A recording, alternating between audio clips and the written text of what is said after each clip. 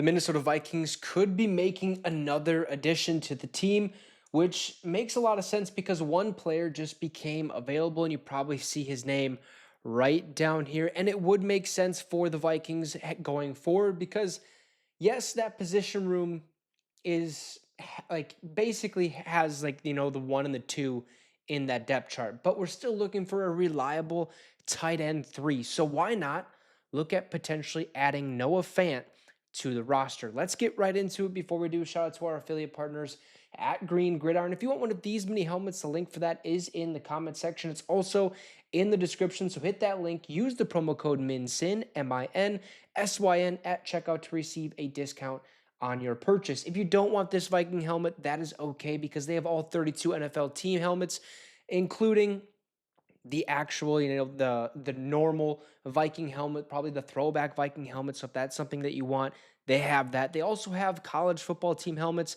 and they also have fully customizable helmets. So if that's something that intrigues you, hit that link, use the promo code MINSYN, MINSYN at checkout to receive that discount.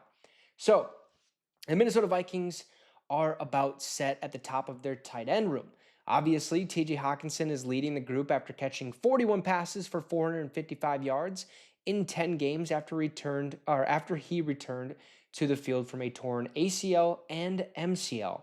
And Minnesota also signed Josh Oliver to a contract extension worth $23.5 million over the next 3 seasons, meaning the Vikings have nearly $21 million on the books at the tight end position this year. Next year, the cap hit at the position jumps to over $30 million between the two players. So, why would the Vikings think about investing more money at the position? Well, one player just became available who could be a strong addition to the position's depth, and it wouldn't hurt for a 1-year rental, right? I mean, probably not going to get much more than 1 year if you're Noah Fant. So here's a tweet from Adam Schefter on X just before 3 p.m. Central. He said, Seahawks released veteran tight end Noah Fant, the 2019 first-round pick, who was acquired in the 2022 trade that sent Russell Wilson to Denver. Over the past 3 seasons in Seattle, Fant started 42 games and had 130 catches for 1,400 yards and 5 touchdowns. So, not great, but when at his best, Fant can be a strong receiving option at the tight end position. Of course, he doesn't offer much in terms of blocking, which he graded out at 34.5 in pass blocking during 2024, which limits the amount of roles he can play at the position, which is likely what caused Seattle to cut him, opening the door for second-year player A.J. Barner to take on that starting role. So, it wouldn't hurt for the Vikings to have some added depth at tight end heading into training camp. Minnesota lost Johnny Munt this offseason, and to replace him, they drafted Gavin Bartholomew in the 6th round out of Pittsburgh while signing Giovanni Ricci, I believe is how you say his name, a 2020 UDFA who spent 4 seasons in Carolina before missing the 2024 season with an injury. I do believe Gavin Bartholomew is on the PUP list, so the physically unable to perform list. I believe that came out just a couple hours ago. I could be mistaken him with someone else, but I thought I seen his name. So put simply, the Vikings are still in need of a quality tight end 3 on the roster. Bartholomew has not shown the burst of athleticism that Munt offered as a blocker, nor as a route runner. He did catch 38 passes last year for Pittsburgh, though, so maybe we can see him hold down that 3rd tight end spot decently. I like to look at it as practice and game speed are 2 different things. You could see somebody being a bum in practice, not looking great, and then all of a sudden he goes out in game day and is absolutely lighting up the scoreboard, the stat sheet, and all that stuff. Like, it's just something happens in between there, right? So Fant can easily fill that void, and the best part is he already has a proven chemistry with TJ Hawkinson. The duo played together at Iowa, with each player becoming top 20 selections in the 2019 NFL Draft.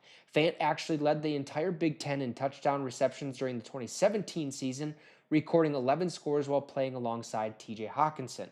Perhaps a reunion of the Hawkeye products is in order in the coming weeks. Now, there hasn't been much talk of Noah Fant to the Minnesota Vikings, but it is something to keep an eye on because we are looking for a reliable tight end 3, right? Because we have TJ Hawkinson, the pass catcher, and we have Josh Oliver, the run blocker. 2 different tight ends, 2 different jobs. So when TJ Hawkinson gets tired, yes, you can put Josh Oliver in there because he has the ability to catch some passes, but wouldn't it be a better idea to bring in Noah Fant, throw him on the field as a reliable pass catcher, at least a more reliable pass catcher than it would be to throw Josh Oliver out there?